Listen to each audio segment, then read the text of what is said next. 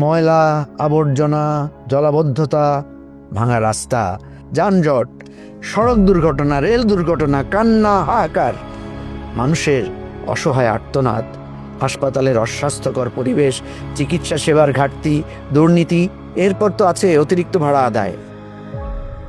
এগুলো কোনো খবরের শিরোনাম না, এগুলো আমাদের ফেনী শহরের নিত্যদিনের বাস্তবতা।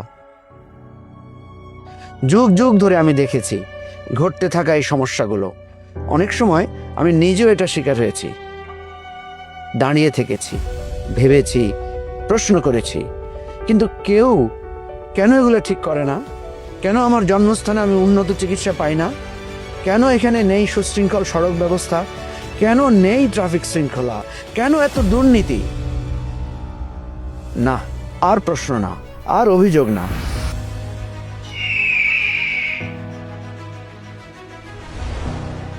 আমি মোহাম্মদ মজিবুর রহমান ভূঁইয়া মঞ্জু, ফেনী 2 আসনের সংসদ সদস্য পদপ্রার্থী।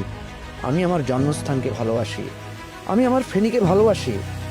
আমরা সবাই মিলে আমাদের স্বপ্নের ফেনী গড়ব, আমাদের স্বপ্নের বাংলাদেশ গড়ব।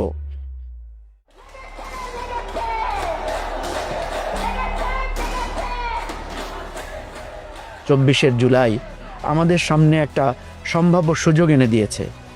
শহীদদের রক্তের বিনিময়ে অর্জিত এই সুযোগ আমরা হারাতে দেব না।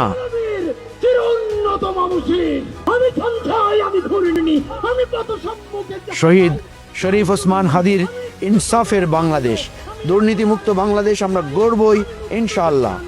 দেশের প্রতিটি জেলা, প্রতিটি উপজেলা, প্রতিটি মানুষ যদি অন্যায় আর দুর্নীতির বিরুদ্ধে দাঁড়ায়, তাহলে ইনশাআল্লাহ এ দেশ বদলাবেই।